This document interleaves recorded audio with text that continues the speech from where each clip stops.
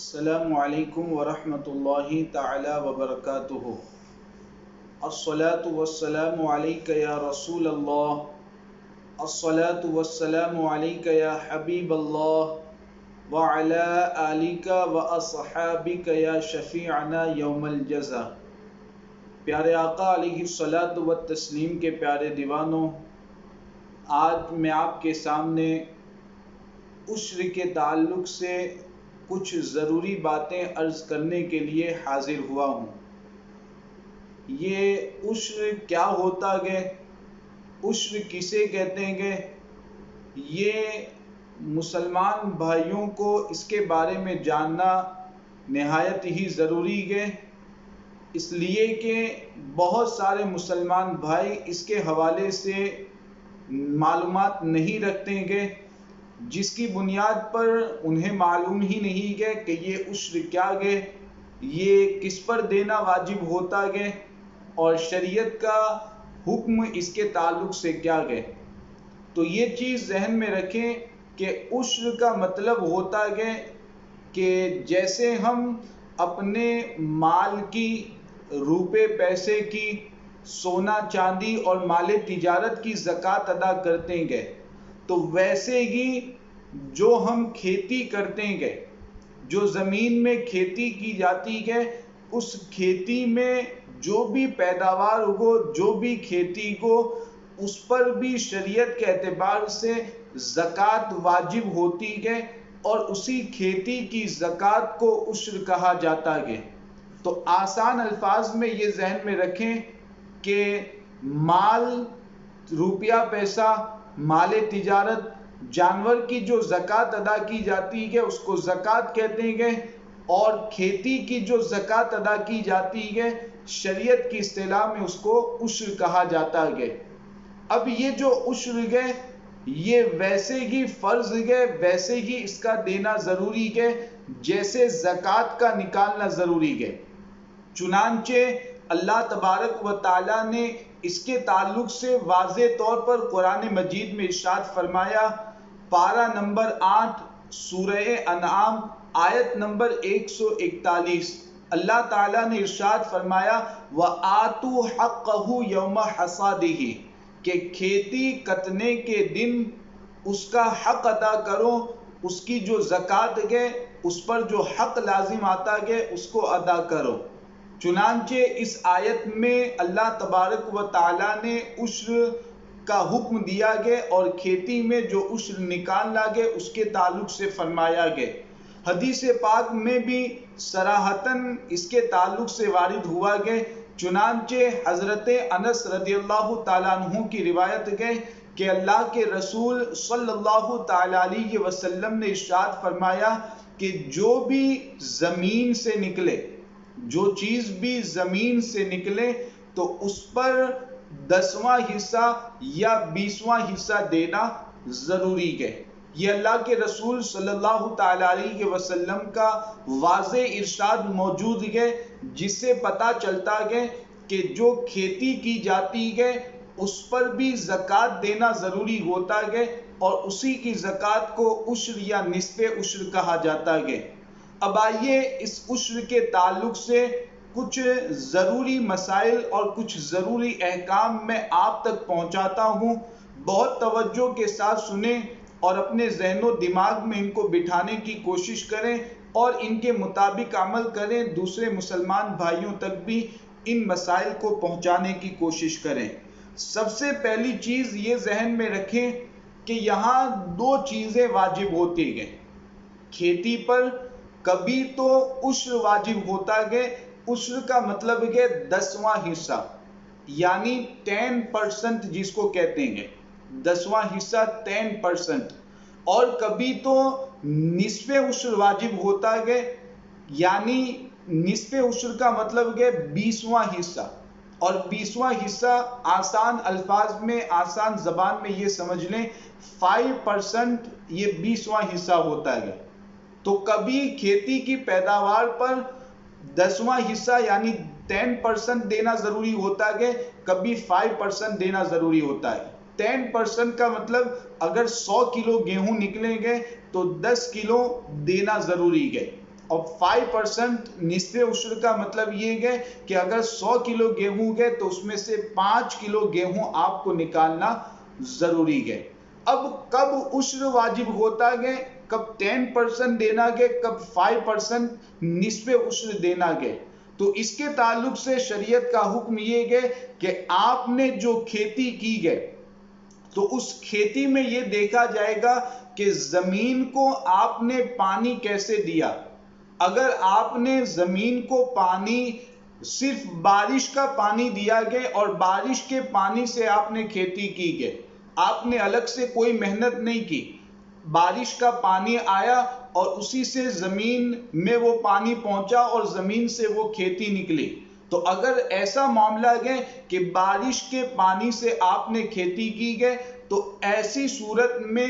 10واں حصہ یعنی 10% دینا ضروری ہوتا ہے۔ اور اگر آپ نے کھیتی کی ہے، اس میں پانی اپنی محنت سے آپ نے لگایا ہے، مثال کے طور پر پانی خرید کر کے آپ نے لگایا یا مزدوروں کے ذریعہ آپ نے پانی لگایا، یا یہ ہے کہ پانی آپ نے موٹر وغیرہ کے ذریعہ نہر سے نکال کر کے زمین تک پہنچایا گیا، اگر اس طرح آپ نے اپنی محنت سے اور آپ نے اپنے خرچے سے اور اپنی محنت سے اگر وہ پانی زمین تک پہنچایا گیا اور اسی سے آپ نے کھیتی کی ہے تو ایسی صورت میں 20واں حصہ یعنی 5% دینا ضروری ہوتا ہے۔ تو یہ دو چیزیں اچھی طرح ذہن میں بٹھا لیں، بارش کے پانی سے آپ نے زمین کو سیراب کیا گیا تو ایسی صورت میں 10% دینا گے، اگر آپ کی محنت گئے پانی خرید کر کے آپ نے پلایا گئے یا یہ گئے کہ آپ نے محنت کر کے زمین کو پانی پلایا گئے تو اس میں 5% دینا ضروری ہوتا ہے۔ جو بھی پیداوار ہوگی اس کا 20واں حصہ یعنی 5% آپ کو دینا گے۔ اب یہاں پر تھوڑی سی یہ چیز ذہن میں رکھیں کہ جو ہم مال کی، روپے پیسے کی، سونے چاندی کی جو زکوٰۃ ادا کرتے ہیں اس میں اور اس کھیتی کی زکوٰۃ میں یعنی عشر میں تھوڑا سا فرق ہے۔ وہ فرق یہ ہے کہ وہاں مال کی زکوٰۃ میں، سونے چاندی کی زکوٰۃ میں تو یہ مسئلہ ہے کہ صرف بالغ ہی پر زکوٰۃ لازم ہوتی ہے، ایسے ہی عاقل یعنی عقل والے ہی پر زکوٰۃ لازم ہوتی ہے۔ لیکن عشر کا معاملہ یہ ہے کہ نابالغ کی زمین ہے، اس میں اگر کھیتی کی جاتی ہے تو اس نابالغ کی زمین پر بھی، اس کی کھیتی پر بھی عشر لازم ہوگا۔ اسی طریقے سے اگر کوئی پاگل ہے، مجنون ہے، ایسے شخص کی زمین ہے، اس میں اگر کھیتی کی جائے تو اس صورت میں بھی اس کھیتی کی جو پیداوار ہوگی اس پر عشر دینا ضروری ہوگا۔ تو اس میں عشر کے معاملے میں بالغ ہونا کوئی ضروری نہیں ہے، ایسے ہی عقل والا ہونا کوئی ضروری نہیں ہے۔ نابالغ کی زمین پر اور پاگل کی جو زمین ہے اس میں بھی عشر لازم ہوا کرتا ہے۔ اسی طریقے سے دوسرا فرق یہ ہے کہ زکوٰۃ میں تو سال کا مکمل ہونا ضروری ہے، سال کا گزرنا ضروری ہے۔ ایک سال جب مکمل ہوتا ہے تب زکوٰۃ دینا واجب ہوتا ہے، لیکن کھیتی کا جو عشر نکالا جاتا ہے اس میں سال کا گزرنا ضروری نہیں ہے۔ جیسے ہی کھیتی کی پیداوار ہوئی، کھیتی نکلی تو جتنی بھی کھیتی نکلی ہے اسی وقت اس کا عشر یا نصف عشر دینا ضروری ہوگا، سال گزرنا، سال مکمل ہونا اس میں ضروری نہیں ہے۔ اسی طریقے سے ایک فرق یہ ہے کہ زکوٰۃ میں سونے چاندی اور مال روپے پیسے کی زکوٰۃ میں تو نصاب کی قید ہے کہ اتنا مال ہو، اتنا سونا چاندی ہو تب جا کر کے زکوٰۃ لازم ہوتی ہے، لیکن کھیتی کی پیداوار پر جو عشر یا نصف عشر دینا ضروری ہے اس میں کوئی نصاب کی قید نہیں ہے۔ اگر کھیتی کی پیداوار 1 کلو گیہوں بھی نکلے،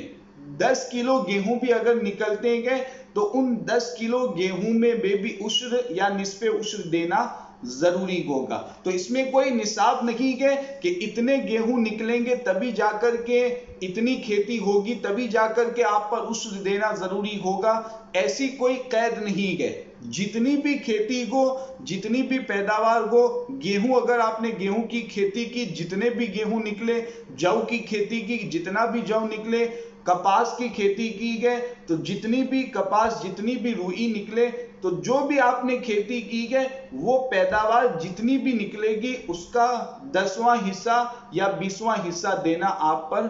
जरूरी है। तो ये उश्र में और वो माल की ज़कात जो होती है उसमें ये थोड़ा सा फर्क है, वो आपके सामने बयान कर दिया गया। इसी तरीके से यहाँ उश्र के मामले में एक चीज ये भी जहन में रखें कि यहाँ जो भी पैदावार होगी, जो भी खेती होगी, उस पूरी पैदावार में से आपको 10वां हिस्सा या 20वां हिस्सा निकालना है। इसमें ऐसा नहीं है कि आप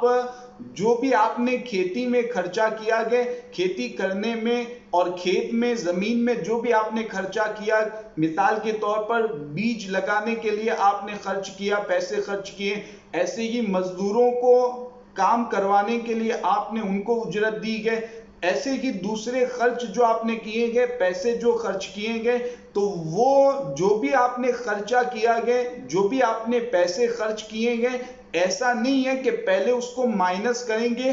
फिर उश्र अदा करेंगे या निस्फे उश्र देंगे, ऐसा नहीं है। बल्कि जितनी भी पैदावार हुई, मान लें कि 1 लाख रुपए की खेती हुई है, तो अब 1 लाख में आपने 20,000 का पहले खर्चा किया गया, मजदूरों को काम करवाने के लिए आपने उजरत दी गए, बीज वगैरह बोने के लिए, तो उसमें आपने 20,000 का खर्चा किया गया। तो ऐसा नहीं है कि 1 लाख की खेती में से पहले 20,000 माइनस करेंगे, अब 80,000 में से आप 10वां हिस्सा या 20वां हिस्सा निकालेंगे, ऐसा नहीं है। बल्कि 20,000 जो आपने खर्च किए गए उसको माइनस नहीं किया जाएगा, 1 लाख की जो पैदावार गए, 1 लाख की जो खेती गए, उस पूरे में 10वां हिस्सा या 20वां हिस्सा देना आप पर जरूरी होगा। तो जो भी आपने खर्च किया गया उसको माइनस नहीं किया जाएगा, उसको साकित करके, उसको अलग करके फिर उश्र या निस्फे उश्र नहीं देना गया। इसी तरह इसमें एक अहम मसला ये है कि आपकी जमीन गए और आपने जमीन को आरियतन किसी को दे दिया है। आरियतन देने का मतलब बगैर किसी इवज लिए हुए, बगैर पैसे लिए हुए, आपने ऐसे ही इस्तेमाल के लिए दे दिया, खेती करने के लिए किसी को जमीन दे दी, ऐसे ही दे दी। आपने उससे ये नहीं कहा कि तुम्हें मुझे जो भी पैदावार होगी, जो भी खेती होगी, उसमें से इतना हिस्सा देना गए या तुम्हें मुझे इतने पैसे देने गए, कुछ भी नहीं कहा। ऐसे ही खेती करने के लिए आपने जमीन किसी को दे दी।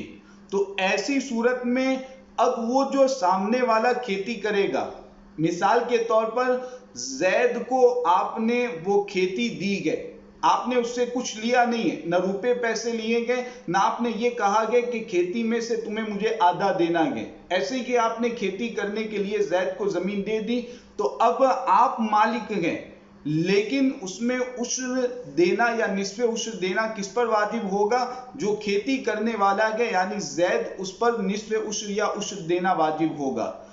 लेकिन यहाँ एक मसला ये है कि अगर आपने किसी गैर मुस्लिम को इस तरीके से जमीन आरियतन दी,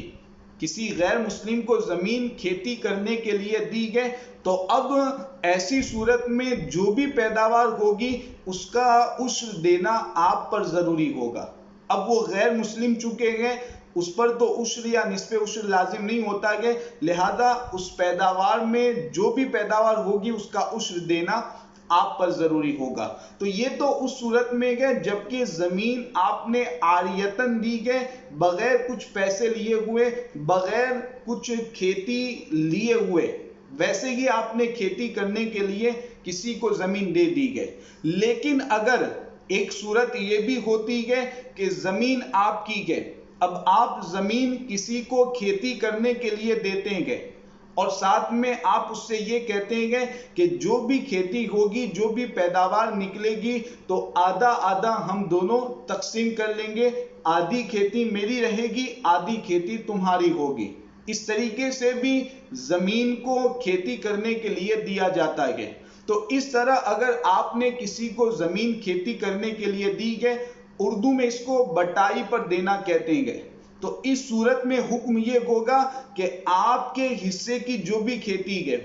اس کا عشر دینا، اس کا نصف عشر دینا آپ پر ضروری ہے، اور سامنے والے کے حصے کی جو کھیتی ہے اس کا عشر دینا اس پر ضروری ہے۔ مثال کے طور پر سمجھیے کہ آپ نے زمین کسی کو کھیتی کرنے کے لیے دی، اب اس میں 100 کلو گیہوں نکلے، 50 کلو آپ نے آپس میں دونوں نے تقسیم کر لیے، 50 کلو آپ نے لیے، 50 کلو سامنے والے کو دیے، تو آپ کے حصے میں جو 50 کلو گیہوں آئیں گے اس 50 کلو میں عشر دینا آپ پر ضروری ہے، اور باقی 50 کلو جو سامنے والے کے گئے تو اس میں عشر دینا اس پر ضروری ہے۔ تو اس طرح اگر زمین آپ نے بٹائی پر دی ہے تو ایسی صورت میں آپ کے حصے میں جو بھی کھیتی آئے گی، جو بھی پیداوار آئے گی، اس کا عشر دینا آپ پر ضروری ہے اور باقی عشر دینا سامنے والے پر ضروری ہے۔ اب اگر اس والی صورت میں بٹائی پر آپ نے کسی کافر کو زمین دی ہے، کسی کافر کو، کسی غیر مسلم کو آپ نے زمین کھیتی کرنے کے لیے دی ہے، اور آپ نے یہ کہا ہے کہ جو بھی کھیتی ہوگی، جو بھی پیداوار ہوگی، اس کو آدھا آدھا تقسیم کیا جائے گا، تو ایسی صورت میں حکم کیا ہوگا؟ تو اس صورت میں بھی حکم یہی ہے کہ آپ کے حصے کی جو بھی کھیتی ہے، آپ کے حصے میں جو بھی پیداوار آئے اس کا عشر دینا آپ پر ضروری ہے۔ سامنے والا چونکہ غیر مسلم ہے تو اس کے حصے میں تو عشر لازم ہی نہیں ہوگا، لہذا اگر آپ نے کسی کافر کو بٹائی پر زمین دی ہے تو اس کے تعلق سے یہ حکم ہے۔ اب اس میں ایک صورت یہ ہوتی ہے کہ آپ زمین کے مالک گئے، آپ نے زمین کسی کو کرائے پر دی، اجرت پر دی، کرائے پر دی، یہ بھی طریقہ رائج ہے کہ 1 سال کے لیے کسی کو کرائے پر دے دیتے ہیں، اور کرایہ مثال کے طور پر 20,000 روپے متعین ہو گیا، آپ نے یہ کہہ دیا کہ یہ زمین میں نے آپ کو کھیتی کرنے کے لیے دی اور سال کا آپ کو مجھے 20,000 روپے دینا ہے۔ تو اس طرح آپ نے اگر کرائے پر زمین دی گئے اور کرائے پر کھیتی کرنے کے لیے زمین دی گئے تو ایسی صورت میں شریعت کا حکم یہ ہے کہ اب عشر دینا اس کھیتی کرنے والے پر ضروری ہے۔ آپ زمین کے مالک ہیں لیکن آپ پر عشر واجب نہیں ہوگا، جو کھیتی کرے گا، جو کھیتی کرنے والا ہے اسی پر اس کھیتی اور اس پیداوار کا عشر دینا ضروری ہوگا۔ تو اگر آپ نے کرائے پر زمین دی ہے تو اب آپ پر عشر لازم نہیں ہوگا، سامنے والا جو کھیتی کرے گا تو اسی پر عشر دینا ضروری ہوگا۔ تو یہ 3 صورتیں ہمارے معاشرے میں رائج ہے، تینوں صورتوں کو اچھی طریقے سے سمجھ لیں اور تینوں صورتوں کا جو حکم بیان کیا گیا اسے بھی اچھی طریقے سے ذہن میں بٹھا لیں۔ اب یہاں پر آخری چیز عشر کے تعلق سے میں یہ بیان کر دوں کہ عشر کس کو دینا ہے۔ یہ بھی جو بھی پیداوار گئے، گیہوں گئے، جو گئے، روئی گئے، جو بھی ہم نے کھیتی کی گئے تو وہ عشر 10واں حصہ یا 20واں حصہ یعنی 5% کس کو دینا ہے؟ تو اس کے لیے بالکل آسان شریعت کا حکم یہ ہے کہ جس کو آپ زکوٰۃ دے سکتے ہیں اس کو عشر دے سکتے ہیں، جس کو زکوٰۃ نہیں دے سکتے اس کو عشر دینے کی بھی اجازت نہیں ہے۔ تو جس کو زکوٰۃ دے سکتے ہیں اسے عشر بھی دیا جا سکتا ہے، اور جسے زکوٰۃ نہیں دے سکتے اسے عشر بھی نہیں دے سکتے ہیں۔ تو یہ عشر کے تعلق سے بہت ہی اہم اور ضروری مسائل بیان کیے گئے، چونکہ آج کل یہ کھیتی کٹنے کا ماحول ہے، کھیتی کٹنے کے ایام ہے، لہذا مسلمان بھائیوں سے گزارش ہے کہ ان احکام کو اچھی طریقے سے ذہن میں رکھیں اور ان کے مطابق عمل کریں، دوسرے مسلمان بھائیوں تک بھی ان مسائل کو، ان احکام کو پہنچائیں تاکہ مسلمان بھائی ان مسائل پر عمل کر کے اپنے آپ کو گناہ سے بچا سکیں۔ السلام علیکم ورحمۃ اللہ تعالی وبرکاتہ۔